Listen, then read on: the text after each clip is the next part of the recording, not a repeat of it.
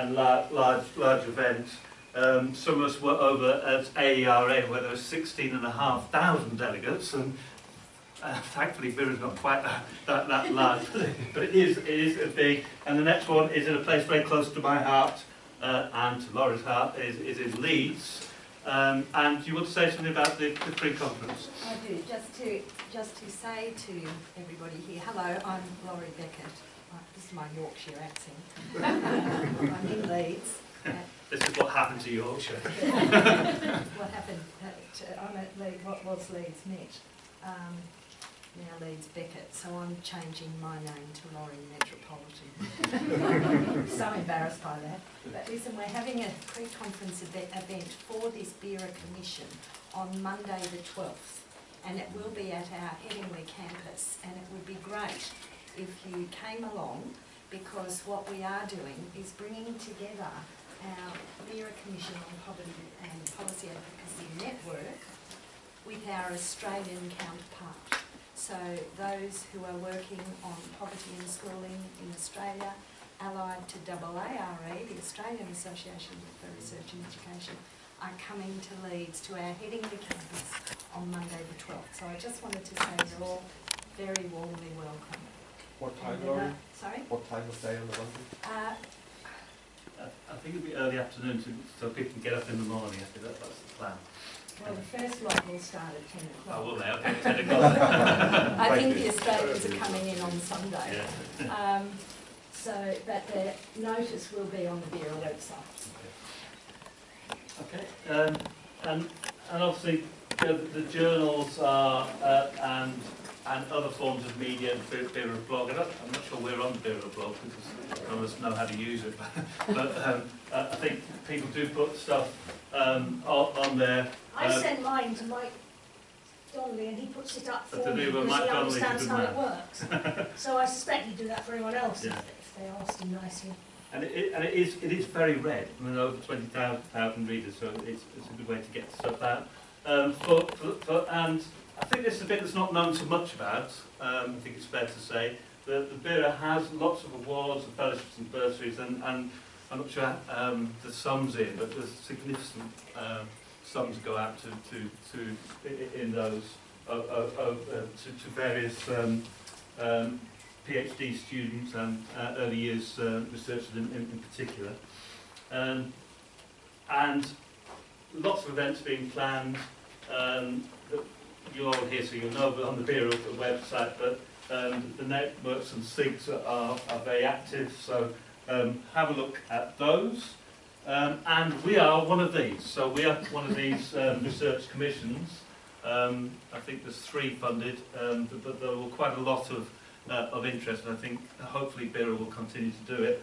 And we're very grateful to BERA for funding our particular commission. So that's the advert over.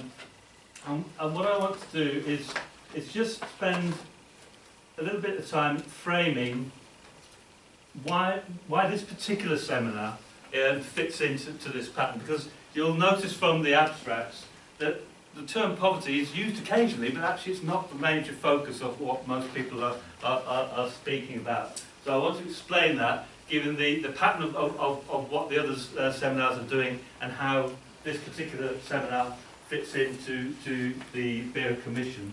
The aim of the BERA Commission is partly to gather knowledge, so we're gathering a huge amount of knowledge from the 4 jurisdictions, but it's also to provoke ideas, and this one in particular we hope will be both interesting and provocative. I think we're at a stage in research life where I think being provocative is not a bad thing. Well, I never think being provocative is being a bad thing, and knowing many of you in this room, I think you will all agree. But these were the aims, the overarching aims of this seminar series, and this is the 5th, in a fairly breakneck series of seminars. So looking at conceptualizations of poverty, both within the research community but also within the professional community and at a national policy level, and how that's played out in education and schooling. looking at a more complex view of the relationship between policy and teaching practice, and that's certainly some of the research impetus that's coming out of this commission. I'll be looking very closely at that one in particular. Recognising the relationship of school and community, that was very much the focus of the Leeds seminar and Belfast seminar. I think of Cardiff and Scotland as well, though I wasn't at those two. And also the resources that take place within, you know, so-called poor communities. Not a great term to use, but communities that experience significant amount of poverty. And also looking at those voices that are excluded from not just the national picture but the local picture, and silence. I mean, you know, some voices are deliberately silenced because they don't fit the policy agenda. I'm not going to say neoliberal, Jeff, don't worry at this point.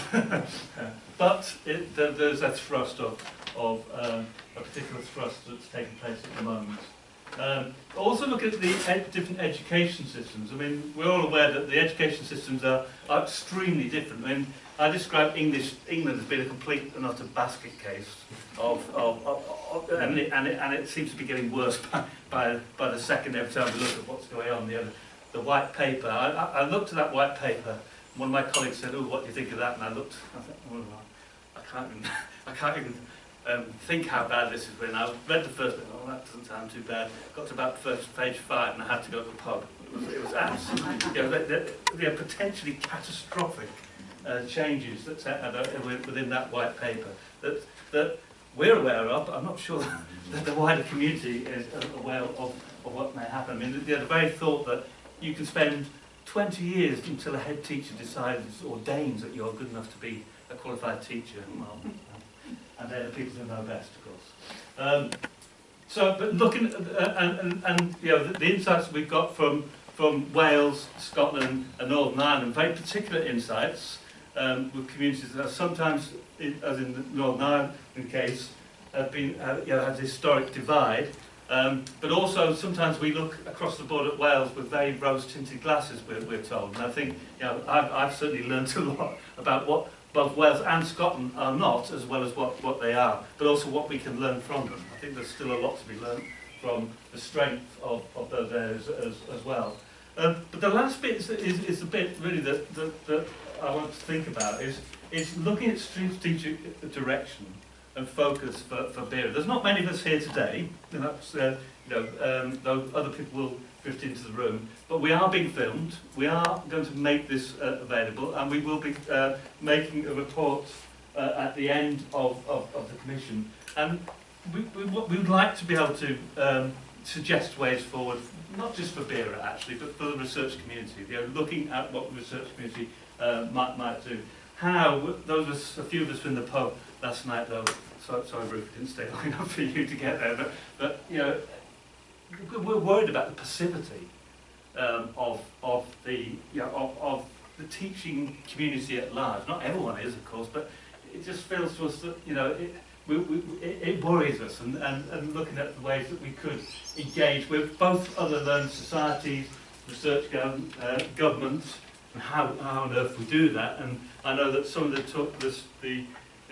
speakers today will be talking about both some of the successes they've had, but also the problems they have in actually trying to influence government policy and talk to government. But it's not just government we need to be thinking about. Well, not in just local government. It's the education communities and what we can do within those communities. So this has been the programme. Leeds was the kick-off one, which was mapping the education policy and looked at the 4 jurisdictions, and people spoke from each of the jurisdictions, so we get some flavour of the difference there, and Laurie led that one. And in Cardiff, which was David and team, challenging deficit discourse, and that's going to feed into what Ian is going to be talking about later on today. Belfast, look at schools, community and the low attainment nexus. That event was a really interesting mix of people, actually. I mean, it wasn't just the education research community, it was people like in Leeds from the other communities. and looking at research. Glasgow, which I didn't get to, models of partnership. And then this one, which is the outlier, if you like, where we're inviting people who have got, I'm sure they won't mind me saying, great experience in the field. I always get this wrong, you know, but I've got experience, but I have nowhere near as much as experience as they have. They've all got a sociological background. At least one of them wouldn't describe herself as a sociologist, but it's a sociological background. And I feel, I know I'm not alone in this room, that sociology has been marginalised in a lot of educational establishments, and that worries me greatly. And this one, where we're going to be looking at some of those lessons from the past, so people will be talking about their experiences, their insights, but also hopefully some challenges for us all looking forward to inform the future. And think about what can we learn. So Gabriel Iverson, who can't be with us physically today because she's in the United States, in Illinois, though she is going to be talking virtually, no, actually in reality on Skype after lunch if we can get the thing working. Our IT people are sure will. But these are things that she's leading the commission, sorry. These are things she talked about what we can learn. So development of policy research in this seminar. Describe lessons learned, speculating about futures, but also suggesting how new research agendas could be developed, and of course sharing knowledge, of which I've already in the last day or so learned a huge